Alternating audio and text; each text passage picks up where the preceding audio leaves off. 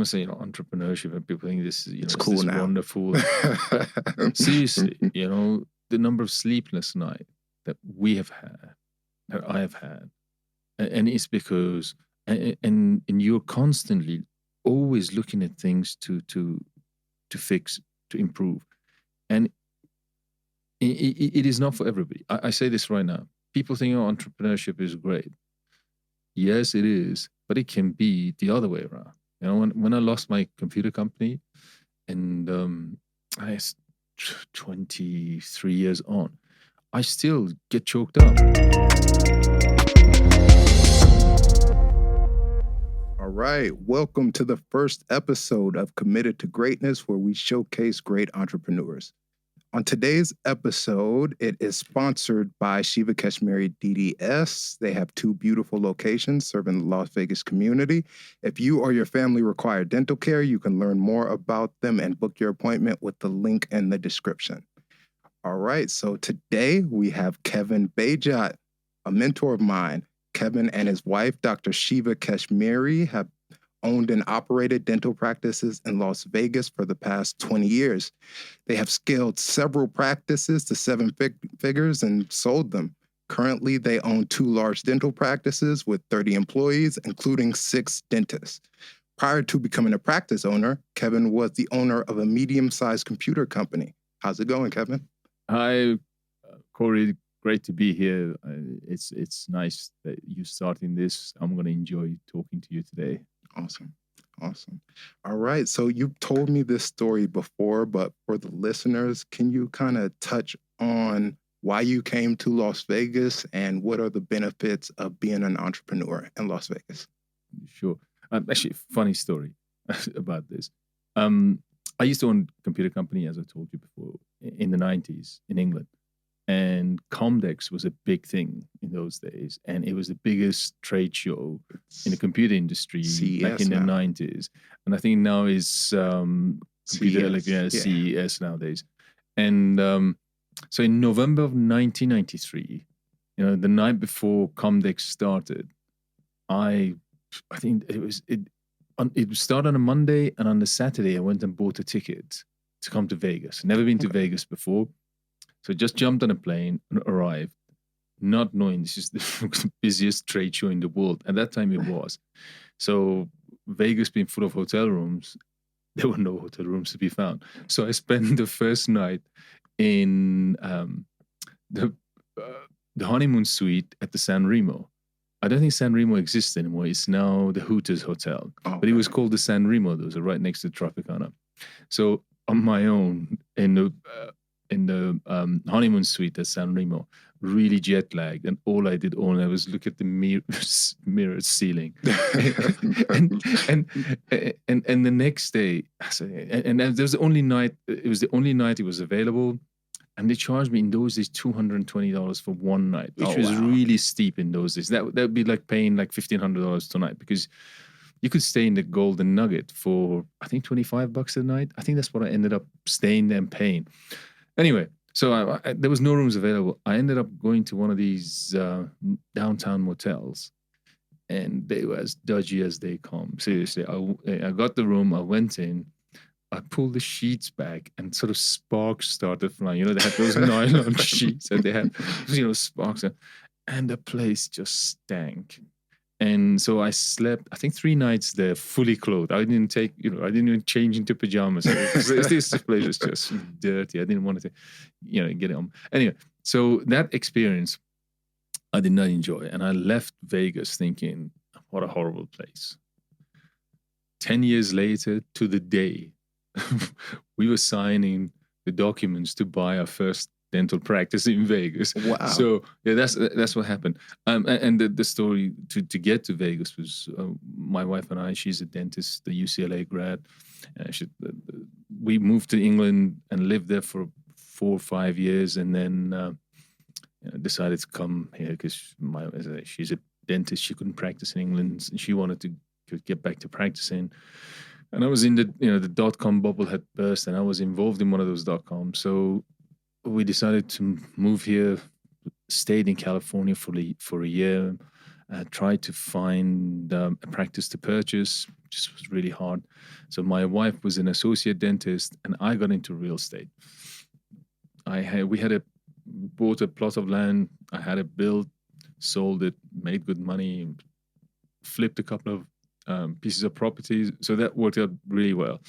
And at that time, this is coming 2003, the real estate market was really hot in Vegas. It was really taking off, and so was dentistry, because they had a real shortage of dentists, and there was this process of jurisprudence that my wife had to go through to get licensure to practice in Nevada, and she did that, and we purchased the practice, put everything in the back of a U-Haul van, and drove from California and came here. Nice. And that's the reason why Vegas is that we tried everywhere, and we had a couple of friends who owned practices here, and they were doing tremendously well, and real estate was good. So we packed everything, came here, and worked out pretty well so far. Awesome. As far as like people, how would you say people are different in Vegas versus the UK versus where you were in California?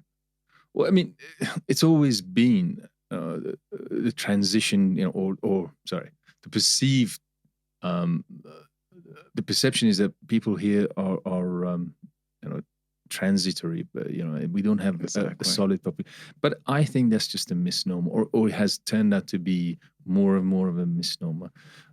We have great staff here who've been with us. You know this for since we arrived. Yeah, and we've done extremely well because of our staff. I think we have some of the best people. There is, however, and this is a good point you bring up. There's a lot of debates, and you can read them in the papers. And we had the thing with the University of Reno versus UNLV and so on. There's a whole debate there. The one thing which I found Vegas, and I think it's still true to some extent, is we have lots of small businesses, below 50 employees. I'd consider those small businesses. And then we have huge companies, the MGMs and so on, who employ hundreds of thousands of people. We just do not have enough medium-sized businesses. And for an economy to really thrive, you need medium-sized businesses, and you need people who have, who are, I don't want to say middle income earners, but they earn, they're not all earning millions, but they earn over a certain amount to create that middle class and the upper middle class. And that's what you really need. I mean, when you go to Southern California, for example, you see lots of, medium-sized companies. And I think that's always been the middle class, and the medium-sized businesses have always been the engines of the economy. Do you feel like, not just in Las Vegas, but across the country, like the middle class is kind of disappearing? Like there's more people slipping into the poverty and more people getting rich, and the middle class is kind of not there like it was in the past. Sure. I mean, this is, I don't want to go into the social thing, but in a capitalist state, you will see this. Smaller companies get bigger, and they take over bigger companies, and so as you say, medium-sized companies disappear. Same happens with middle class, because if you are working for, we can look at data. The rate of pay has not kept up with inflation. Definitely not. And it's not that because employers are paying less. It's just they haven't kept up. So yes, you do get it, top heavy. And again, I don't want to get into social thing about this, but there is definitely, the statement you make, there's some truth in it. And you just look at today with the gas prices, the cost of living, and what people are earning versus the same thing in the 80s. It's just not comparable. Definitely. And it's still, it's kind of the same thing in dentistry, where the smaller ones are kind of going out of business, and these big dental groups are kind of acquiring all the smaller ones and kind of bundling them up. I mean, this trend start. I mean, they've been doing this, but not so successfully since the 1990s. They tried to say, because dentistry and dental offices are the ultimate mom and pop store. That's how they're looked at, but you're seeing more and more dental groups that have hundreds or even thousands of practices. That's exactly right. Yeah, we now have, for the first time, a couple of these large DSOs, they're called dental service organizations, who own these large practices, a number of practices. They've gone beyond the $4 billion valuation. I mean, that's just huge. It's getting like right a big up there. tech company. Yeah, and to the point you're making, because dentistry is seen as a recession-proof business, we're now, and dentistry as a business is probably 160 to 170 billion dollar a year business. I was told the other day there's over $1 trillion of private equity money available for acquisition of dental practices. Wow. That's just crazy. It's almost 10 times the amount of the market value, because Wall Street and people who are related to Wall Street see this as it's recession proof and the growth, because they think this market's going to grow. And I kind of agree with that, because if you look at cell phones and cell phone penetration, in the 80s, it was like less than 5%. In the 90s, it grew up to about 30%. Now, I think we got market saturation. I think it's like over 70% market, of the market own a cell phone. Mm-hmm. Well, dentistry, apparently only 40%. I mean, don't quote me on these, but this is what the industry says. A lot of room to grow. Yeah, only 40% of people actually go to the dentist regularly. There's a lot of people who have toothache and go and see the dentist. Mm-hmm. So it's also seen as as a real health area, because again, you're in the industry and you know, it's not just about the teeth; it's about everything else to do with your oral care and your gum disease and your gingivitis, which cause all sorts of additional systemic diseases in the body. So as people are more educated about oral health and how it's related to your complete overall health, you will see a growth in this market, and you will see it. I mean, that's why there's so much money coming into dentistry. But how do you think that kind of affects patients? Like, you've been around over 20 years doing this, and you've established a reputation as being somebody who truly cares about patients. But when you have these Wall Street guys who really don't know anything about dentistry besides there's money in it, how does them getting involved in it affect patient care? Great point. Great question. I told you I used to own a computer company. I used in the 90s. Mm-hmm. So I started my company in 1991, and by 1999, I had to close it. And I tell you what, we saw huge growth. My company was recognized as the 9th fastest growing company in the UK. This is all companies, not just computer. In 1997, because the market just took off. The PC market in the mid 90s. I don't know if you remember this. I don't think you're old enough, but you had the 286 computers, then went 386, 486, and then you went to Pentium and all that sort of stuff. This just went through very rapidly. By the end of the 90s.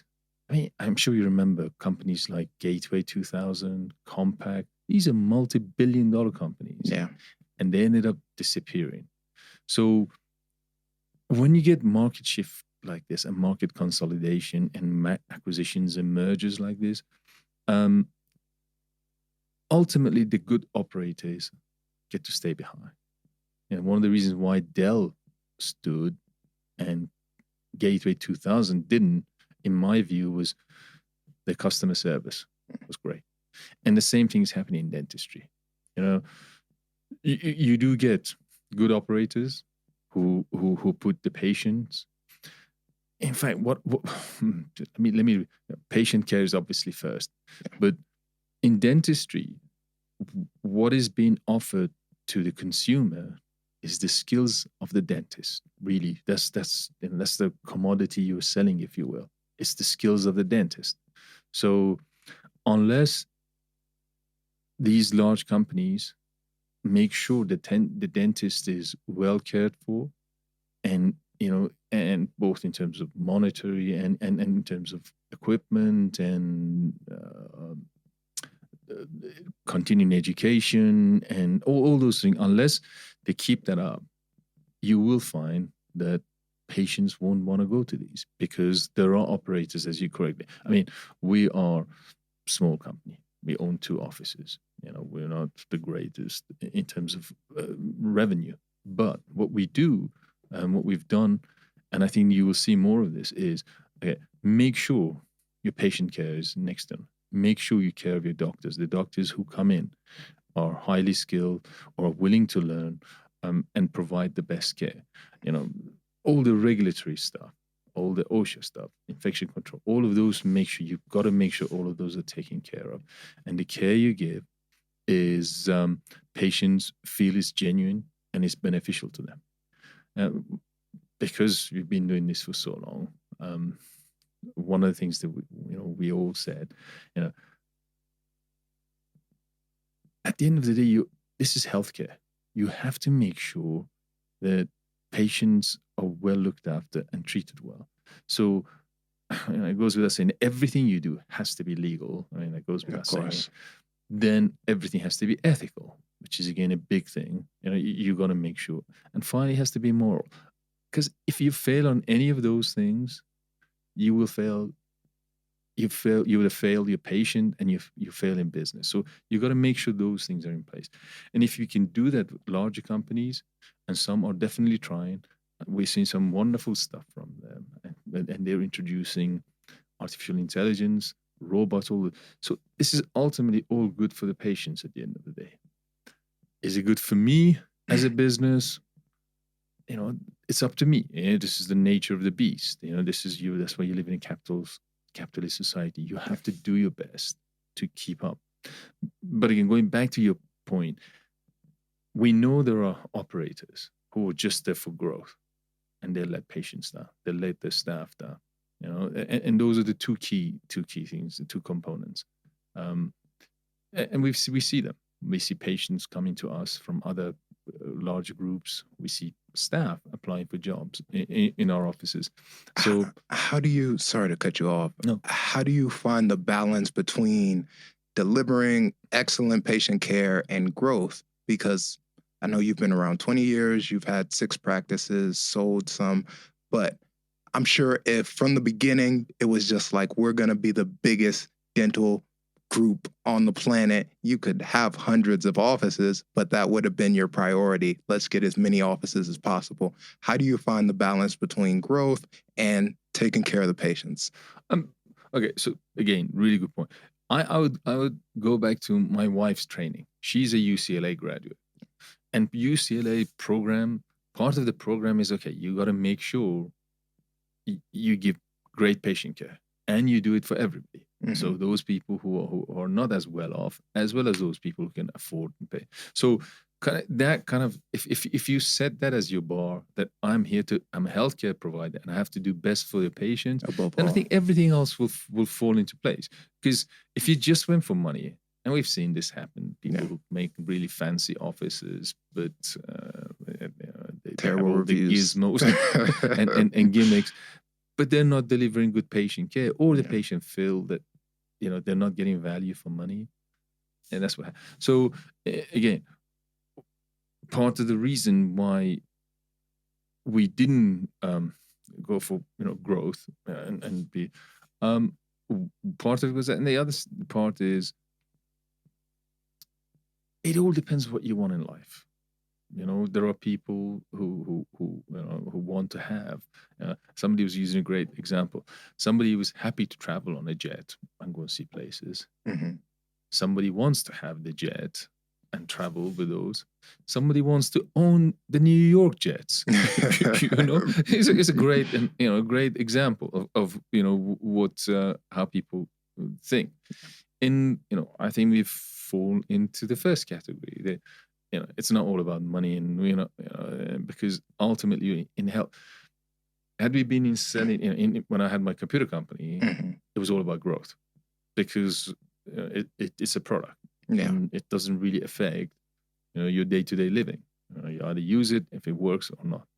Whereas if we do something, and people forget, people treat dentistry. It's like it's just dentistry. It's probably one of the most, your mouth is the only place where things are really supposed to go into. Yeah, that's true. But seriously, and you have, all sorts of bacteria, viruses, pathogens in there. At any given time, there's over 9 billion, bacteria and living organism in your mouth, which is not even yours, and it's part of your it's part of your health, and it's a lot of it's there for your well-being. It's we drink all these probiotic drinks. This is part of your autobiome. You have to have these things in your body. But if you get the wrong things in there, that causes a lot of problems. So it is you got to make sure healthcare is, the health that you give to patients is top notch. Yeah. What lessons would you say that you kind of carried from your computer company into dentistry? Because I see like a lot of dental offices, they don't really do too much on the marketing, branding, or operations side because most of them are kind of doctor-led. And, doctors know dentistry. That's what they went to school for. That's what they're experts in. But you being a real businessman, what lessons would you say you brought in from your past into practice ownership? I mean, your systems, it doesn't matter what business you run. For a business to be productive, efficient, scalable, and durable, it cannot be people-driven. It has to be systems-driven. So you have to have systems in place that take care of things. Again, dentistry is a great example. Traditionally, we said it's a mom-and-pop operation. An office manager would know members of the community, and the dentist would know, and it'd be a nice little family. Yeah. And if that office manager left, the doctor would be saying, "Oh my God, what the hell am I going to do now?" But if you put systems in place, then it's all kind of taken care of. And so the one thing I did think about is first patient experience, and that starts from the first time you see your marketing. That any marketing that you do, you're communicating with that patient. Yeah, you have to present yourself well. You have to show that you care.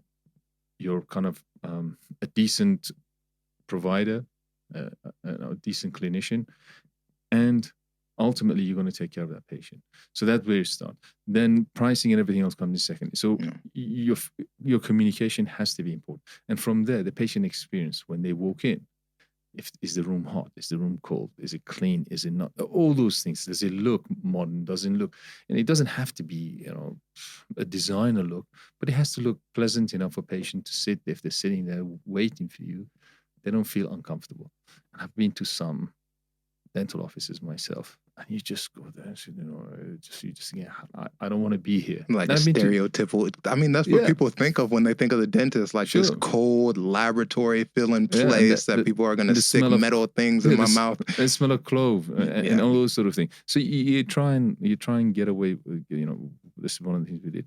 And then reviews when we first started didn't even exist. The concept of getting Yelp reviews or Google reviews or whatever reviews, it didn't even exist. But word of mouth is probably, was your review. So we actually got a lot of patients through recommendation and word of mouth. People would say, you should go to these guys. They look after you. So I still think that's probably one of the most important word of mouth. Because if you do a good job, people will recommend you. If you don't, people will go out and don't go to these people. That's what's everything. Like back to computers, if you have a good product, people will tell people about it. Sure. And it's kind of just like with reviews and everything. That's the new word of mouth. Like it wasn't around when you were there, but now that's the thing. Sure. Being one of the top reviewed practices in Las Vegas, what would you say is like the key to that, to patients feeling like they got a great experience when they leave and wanting to leave a review? I think constant communication.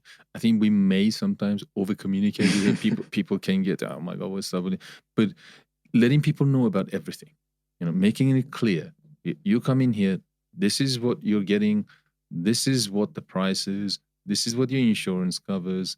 You need to be at that time. You need to fill out these papers. And it could be a little bit annoying sometimes, but at the end of the day, when a patient goes away, you say, oh, wow, this experience was better than what I had before.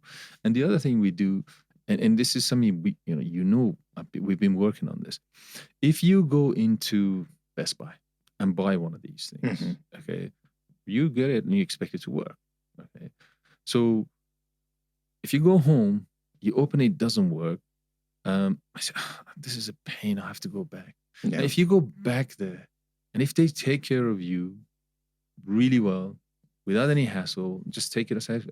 We're sorry. Here's here's a replacement, and here's a gift card for your troubles. You're gonna go away, and you're gonna become their best customer, lifetime customer. Yeah, because you felt if there's an issue, they'll take care of it. Costco, Nordstrom. There's endless examples of what one could use. So this is kind of how we try to model our business.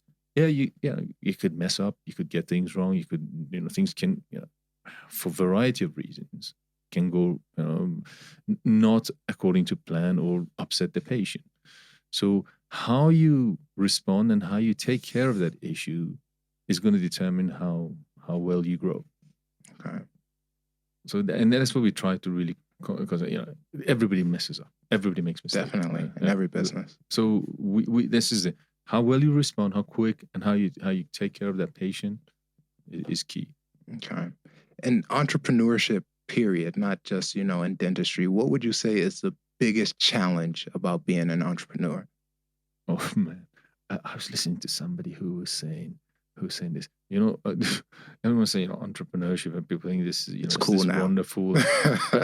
Seriously, the number of sleepless nights that we have had, that I have had, and it's because, and you're constantly always looking at things to fix, to improve.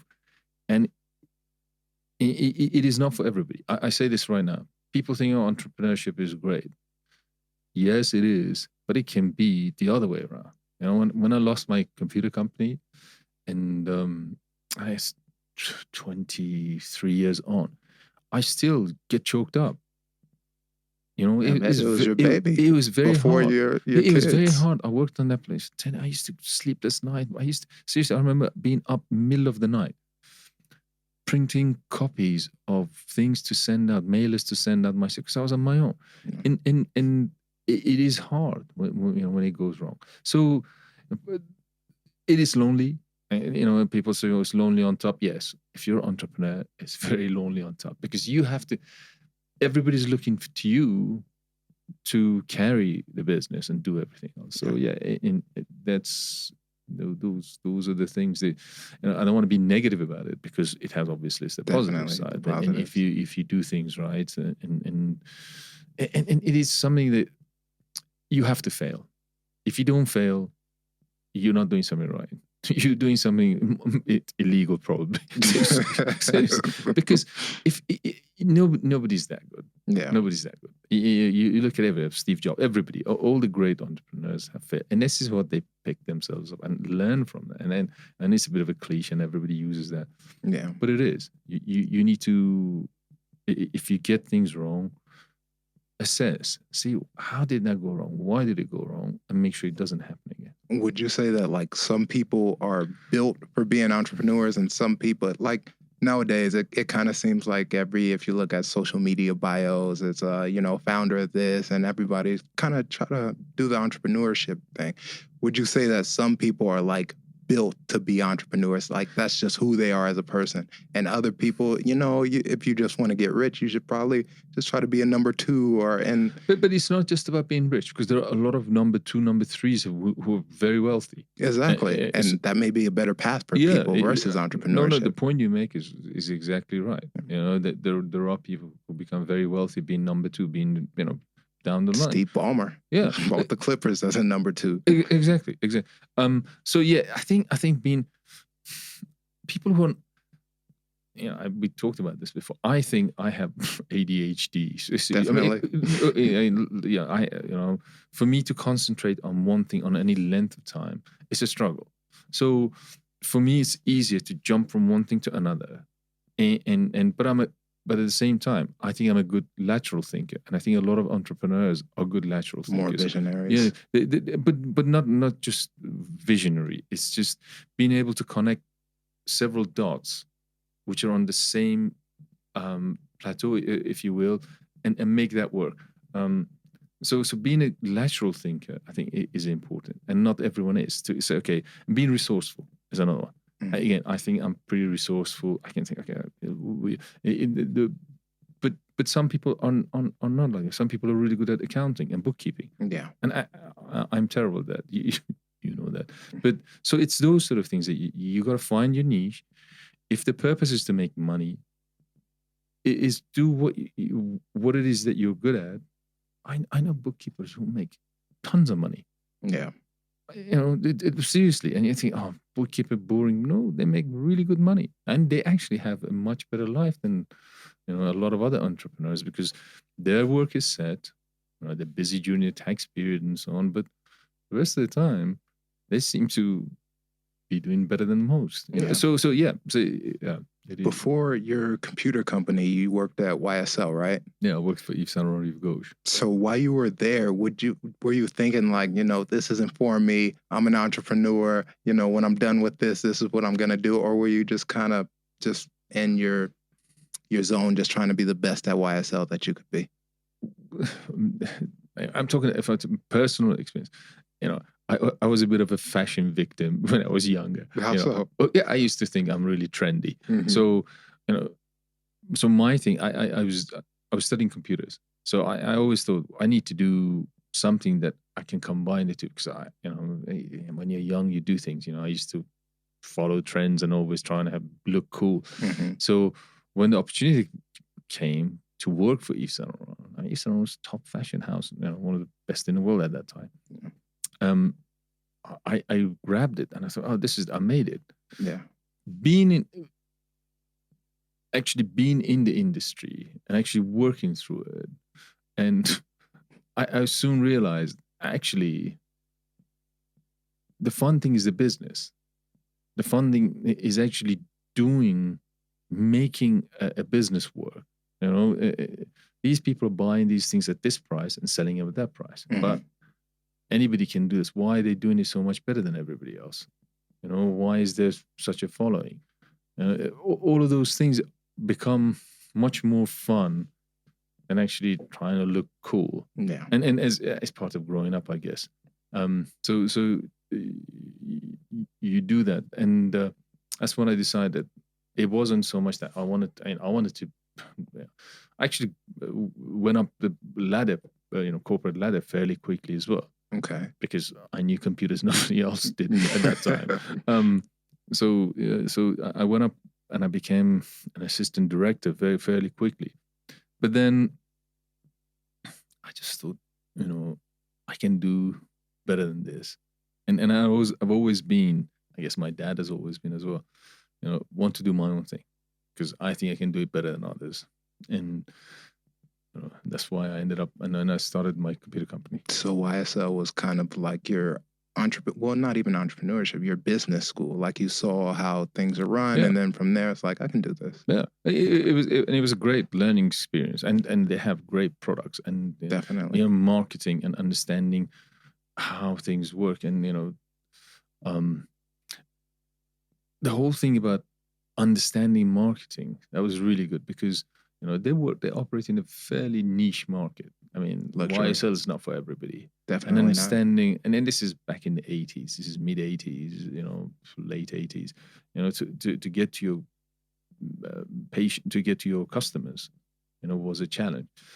And I want to sort of brag, but we actually changed when I was there, and my boss, who was really good and helpful with this.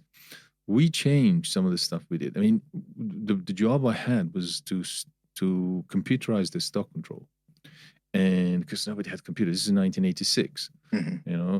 So as I did this, we realized, okay, now we can manage stock. And if you're in high fashion, last season's stock is kind of worthless, because nobody wants 2-year-old things. If you're in high fashion, everybody wants the things which is in for this season, not even last season. So having that information at hand, we started really, I don't want to say revolutionize, but we started doing things that nobody else was doing in the high-end fashion in those days. We started having Mayday sales. Nobody else was having that. We don't discount our clothes. Luxury in brands middle don't of have it. sales. But we did. We have all the stuff from previous seasons that nobody wanted. And it makes sense. If nobody wants it, why not give it away? But it was a really good learning curve for me. Okay. And how'd you get into computers from there? Well, I actually did a degree. I went to college about computers. This again in the 80s. Atari was your computer. The first computer we ever had was an 8086. It wasn't even a 286. I don't think you even know what that is. This is going back a little before me, but yeah, it is. So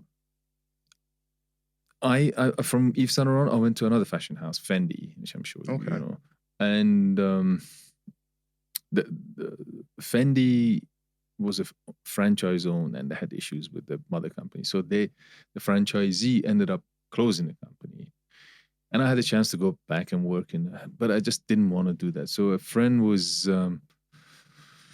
had a contract to work on Ford. You've seen the Ford Transits, the white vans, the big things. So they had a plant in Southampton in England. Okay. And he said, do you want to come down? So what are we doing? He said, we're programming robots. I said, I don't know how to program robots. But I went down, and they build these transit vans from scratch. So you start with metal plates, then you weld them together, and that becomes the base of the car. Then you add the chassis, and it just step goes through the whole plant. And in the end, you get a van coming out. So we were in the initial part, and we were programming robots to do spot welding. And it was fantastic. I just fell in love with this, just seeing these huge arms, welding arms, just coming and going precisely to the millimeter and doing a spot weld. So because we were programming them, I enjoyed that. And then, so you kind of go back to your roots. Working in a factory, in Ford factory, wasn't anything like working in high fashion. I bet. It was completely different work. But I enjoyed that process more. And I said, this is kind of what I want to do. It seems like this is where the world is going. So, I ended up starting a computer company, and the rest is history. Okay. Well, there's a lot going on in Las Vegas right now. We have the Raiders. It's looking like we're going to get a basketball team soon. We're growing so much. How do you look at the future of Las Vegas? Do you plan on moving anytime soon? Or? No. This is going to be home. I think Vegas is the longest place I've ever lived in my life. And I've been here. We've been here 19 years. No, we're not planning to move anywhere. Even if I retire, I plan to have a house here. We're kind of involved in real estate here as well. So I'm kind of tied to the place. But I go back to what I said right at the beginning. I'm just hoping now that we have things like the Raiders and the NBA team possibly come in, and those things make companies, because we have a lot of benefits to companies who work here, and we've seen this. I want to see medium-sized companies here. Yeah. This is between 15 and 250 employees in any company, because I think that's when you get the real middle class and upper middle class, which will get the city, growing. I mean, it's doing very well, but that's what I want to see, and I hope, and I think we will see that. The fact that we don't have state taxes here is very attractive. Definitely. And southwest corner of the U.S. seems to be the place where everybody wants to move to, whether it's Nevada, Arizona, Southern California, Utah, those places. They are very attractive options for people. Okay. And if we, and as a city, if we carry on doing the sort of things we're doing, a lot of people feel like as we grow, we're kind of turning into California in a sense that, real estate prices are raising. If you come from California like me, it's like, oh, wow, like we have great great prices as far as living here.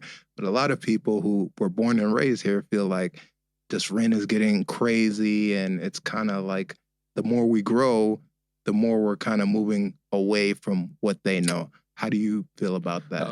I agree with you. And I think, me being involved in real estate, I kind of torn about this, but I grew up in London, where land is a scarcity and buildings are scarce. So there's always going to be a shortage of accommodation for people to live in. Here, we're not quite the same. So, but there are other constraints here. Because people, we get a lot of foreign investors and investors from other states coming here and investing. They've kind of pushed the prices up. But also, and this is the one area which kind of baffles me is, I don't want to knock these. You and I talked about this. We listen to a lot of these podcasts about real estate, and we don't want to mention any of them. But they are encouraging people to go in, rehab a house, and increase the rent, or do that with an apartment complex. Okay, so when you do that, the effect is snowballs. So everybody, all the properties will go up, and rents will go up. People get priced out. Yeah, and then you will see this is happening in every other big city, and then this is where I get a bit torn between being a real estate entrepreneur or somebody who needs accommodation to live in, and where we used to be, you could buy a house a third of the price of what you could get in California. Now we're probably only 40% less than what a home price is in California, maybe even less. So that's kind of the biggest issue we have to face here, though, is water. It's becoming a big issue. Water is a big issue for us, and if anything is going to stumble growth here, is that, and it's the only thing which in long term, I'm concerned about. That's the only challenge you see that could really kind of ruin Vegas. Growth here, unless they set up to bring water from somewhere else. Yeah. And they talked about this, but the one thing we say about Vegas, and this is where I like the community. I was reading some stats the other day that out of all the cities in the Southwest, Vegas is way ahead of everybody else, in the sense that I think that particular year, the years they looked at, population growth was something like 37%, but water usage went down by 24%. Okay. Which is kind of, when you think of it, it's almost, so you almost halved your water usage or more water usage per person. And that's great, because people are seeing we don't need to water all our lawns and all the golf courses and all these other things. So that's a good thing. We are trendsetters in that. So I just hope the rest of the people in the other states follow. Yeah. And what is I know you like single family real estate deals. What is attractive about that versus going into multifamily and other deals? It goes back to, I mentioned this before, it goes back to being a good operator.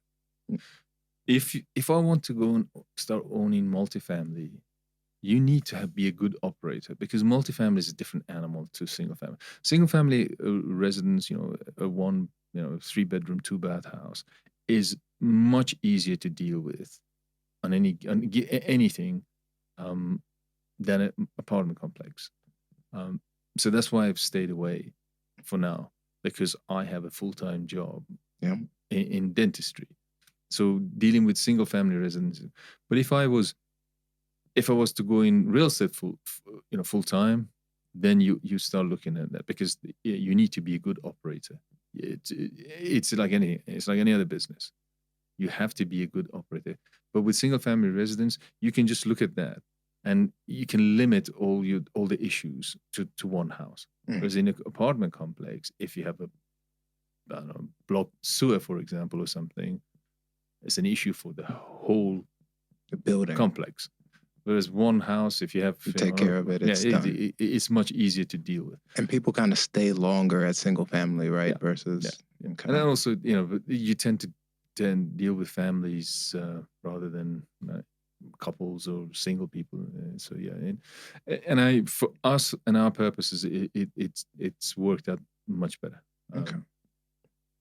Being that it looks like we're going into a recession, what would you say for somebody who's looking to get into real estate, has a little money saved up, and wants to get their first property? What do you think is the best way to go about building a real estate portfolio right now? Well, I mean, that's not an easy question to answer because you got so many different variables here.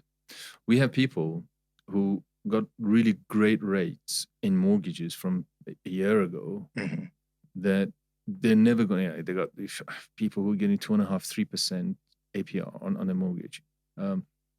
Today it's what 5.25%, 5.5%. So these people, they're not going to sell. They're comfortable, and unless we have a really deep recession, hopefully they get to stay in their job. So they won't be selling, because they know they're not going to get the same rate anywhere else. So there's that issue, which is really, messes things up. But at the same token, on the other side, you have prices which have just shot up crazy in the past year, 18 months, and interest rates which have gone up. So you whether you like it or not, you're going to see corrections on those prices. I've heard through the grapevine that a couple of the big builders just pulled out of contracts to buy land to build more because they see a slowdown coming, and it's all to do with the interest rate, and everything is cyclical. 2008 was disaster. 14 years now. Normally, the cycles are between 7 and 8 years. We've gone almost twice the cycle. So it's just to be expected. I just hope, because you cannot keep growing at this, because it's just not sustainable. People are talking about 9.1% inflation. Numbers came out last week, 9.1% inflation rate. Now, I think the true figure is closer probably to 15 or 16%. Because they don't take into a lot of things into factor. One being principal paid back on mortgages and so on. So you just cannot. That's not sustainable. So they have to, and the only weapon they have to fight this is raising interest rates to kill that, hot market, and kind of they're succeeding. I think we've seen real slowdown of sales in the real estate. But to go back to the question, what to do. My view is, get your ducks in order. Make sure you have the financing in place. And the big thing, the mistake that people make is, and you can watch all these webinars and buy these, use other people's money to buy, and there are ways. Yes, there are creative ways to get, but if you straightforward is make sure your property cash flows. So if you're looking at buying a house, I would take out 2 months out of whatever you're going to earn. Just let's say you're going to get $1,000 a month in rent. I would put $2,000 out of their cash flow for issues, patients, tenants leaving early, damage, repairs, all those sort of things, and then whatever is left, you have to make sure it cash flows and you have a positive cash flow. The moment you see that, and you will see this price as prices go down, you will see, because rents are not necessarily going to go down, because it doesn't work like that, especially in an environment, because you have a lot of people who have good credits and can afford, but because the interest rates are so high, they've just been priced out of the market. So you will find people who can afford to live in those places. And as long as you can cash flow with your rental, then I think you should do. But that's the key and crucial thing. Cash flow. Cash flow. I mean, there are hundreds of things you can find on the internet. Cash flow forecast for a single family resident. Just plug in the numbers, see if it works. If it works, all good. Otherwise, I would not touch real estate until we know we're getting towards a bottom. And I don't know where that is at the moment. Yeah. And we've talked about Airbnb in the past. Do you think, from a person that's just getting into real estate, do you think it's a good thing to go into Airbnb, or should you just try to own your property and do it the traditional way? I mean, again, I was just reading some stats that this area is going to be really affected because of what's going on in the market. But you need to look at, again, if you have a cash flow forecast and sit down and do your numbers correctly, see where your expenses are, see where your overheads are, and if you can make it work, then do it. But just don't, what a lot of people don't do, including myself, I did that a couple of times, really didn't study that and really didn't put the numbers and look at the bigger picture of where the market could go. And that's when you get into trouble. The last thing you want to do, because who is it who said this? I think one of these YouTube guys said, when you buy a house, people think it's an investment and an asset, but it's not. That's a liability if you have a mortgage on it, because that mortgage is a liability. The only time that becomes an asset is when it's free and clear. Yeah. So you really need to be mindful of that.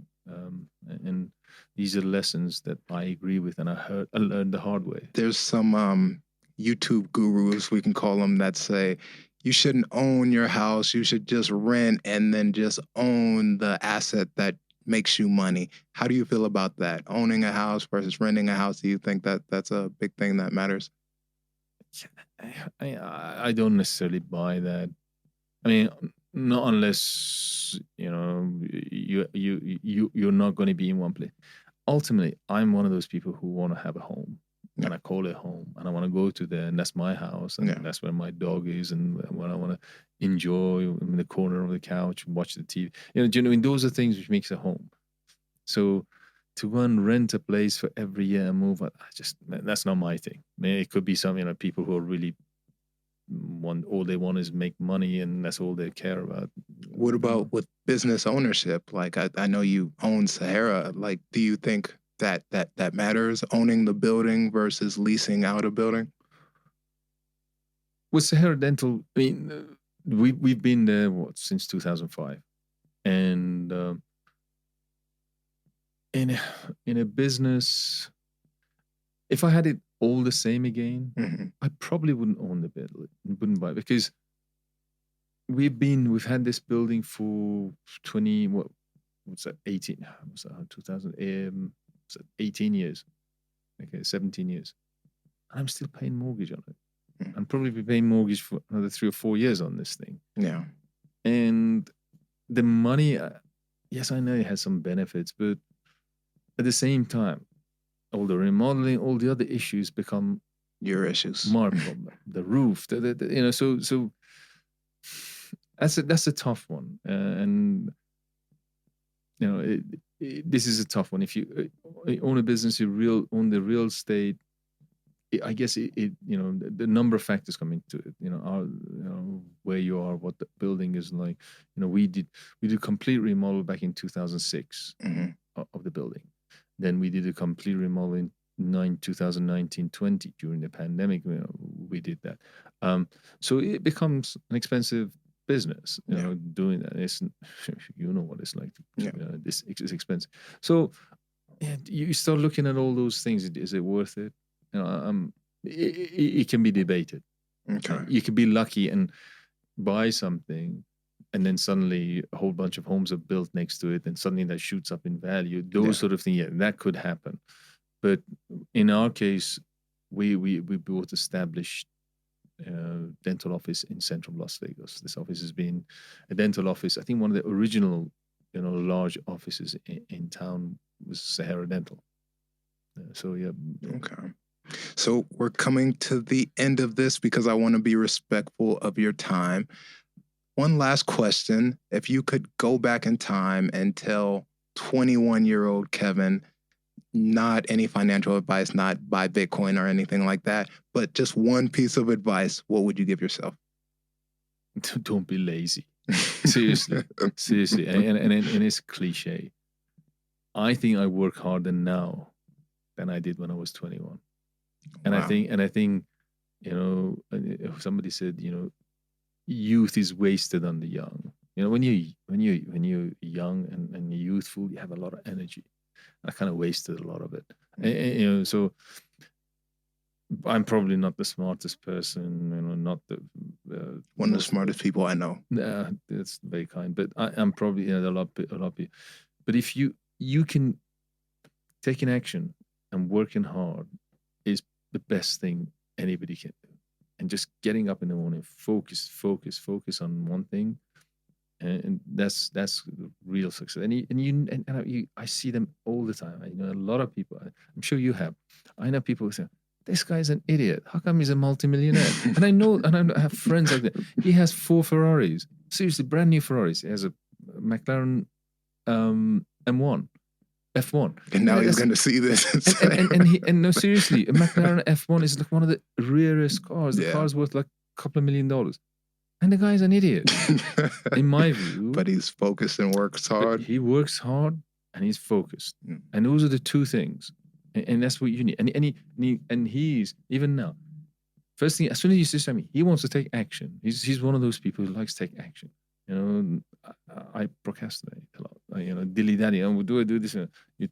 He just takes action, and he takes massive action. And when he decides, he does those. He's like that. So focus, hard work, urgency. That's the 3 keys to winning in life. Yeah, just be focused, and nothing beats hard work. But you don't want to waste your time, but you need to be focused towards what your goal is. All right. Well, thank you for being my first guest. Thank you for this chat. It was lovely Saturday afternoon. Enjoyed it. Thank you, Corey. Awesome.